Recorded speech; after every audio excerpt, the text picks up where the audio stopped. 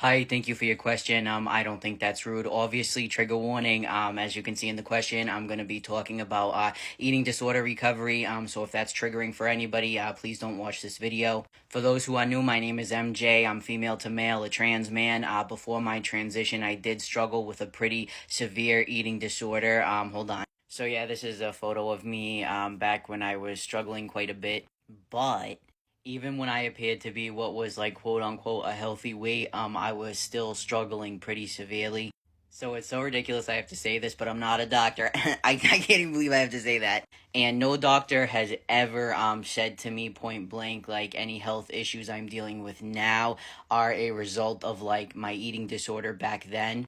But to be fair, one thing that really has always upset me is that when I looked like this, and my eating habits, my weight and stuff, it was directly impacting my health in a very immediate manner. I had sores all in my mouth, canker sores, which actually is pretty common. Well, from what I've learned, like being in support groups and stuff, when it comes to people with EDs.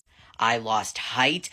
Towards the end, I dealt with incontinence, which is a common thing as well, I believe, because, when you're dealing with that, your body's natural instinct is to preserve, your heart and your brain. At least that's what I was always told. And so things tend to go like, bladder control and stuff.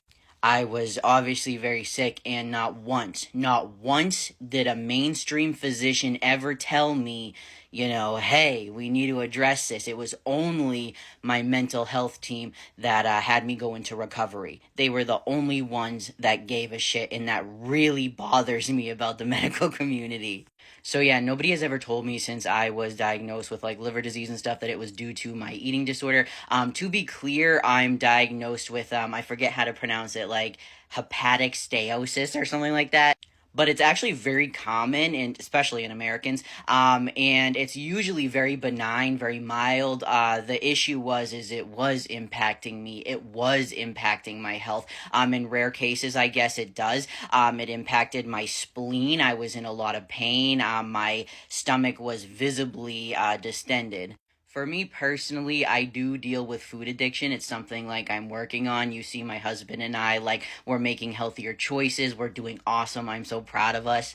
But I do struggle with food addiction personally. And I do absolutely, that contributed to my eating disorder, and it did definitely contribute to developing a fatty liver. I mean, it had to have.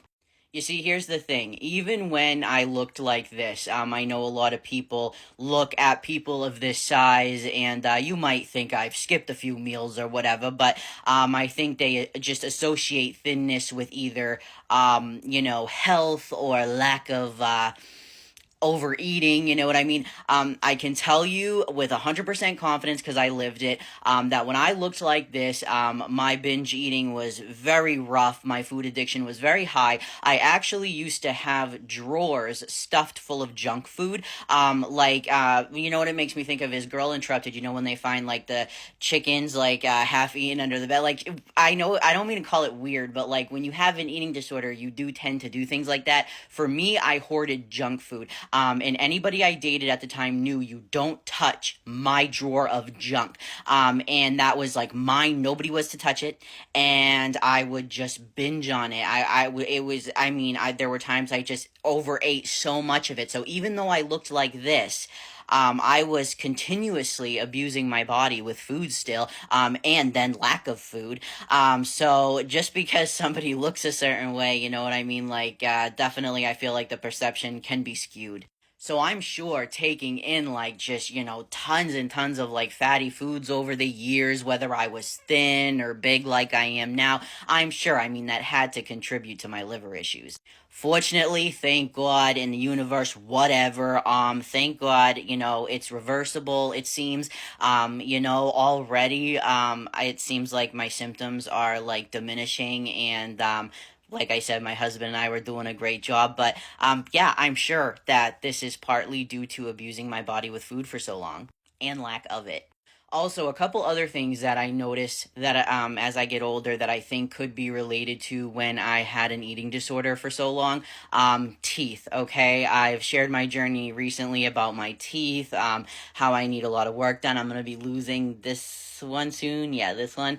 My daddy's so funny. He's like, you can't go without a tooth. I think he's gonna buy me a new tooth. But I have dealt with a lot of dental issues, and it was so frequent. It was crazy because I remember, like, when I started transitioning, I started taking care of my health more. I went to the dentist. I remember going and finding out I had an abscess, and only a week later finding out I had another one. Like, it was problem after problem. It still is. I have a lot of dental issues. And on top of that, so I have scoliosis, which I that runs in my family, so I don't necessarily think it's related. But I also have arthritis, and I first got diagnosed at 27 years old. That's pretty young. And I do believe that going years and years of, like, just what would you call it, restricting my body from the appropriate nutrients and eating in a way that nourishes my body no matter what my size was. I do think that contributed to, like, I don't know what you would call it, like bone loss or something. Because even though even though scoliosis is genetic in my family, I mean, for it to affect me to the level it does, and for me to get diagnosed with arthritis in my 20s and to have like crazy teeth issues, I just feel like that's too much of a coincidence. Like I said, no doctor has been like, oh yeah, this is definitely because of that.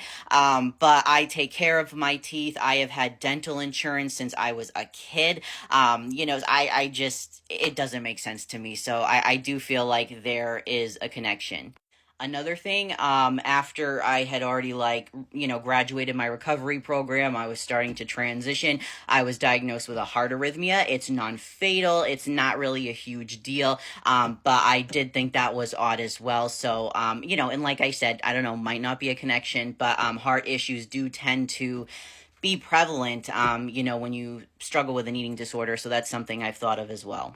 I want to say thank you for asking this. Actually, I don't think it's rude, and I'm really glad you asked it because ever since lately, I've been dealing with, these health issues and, like, my teeth and stuff like that I've been talking about.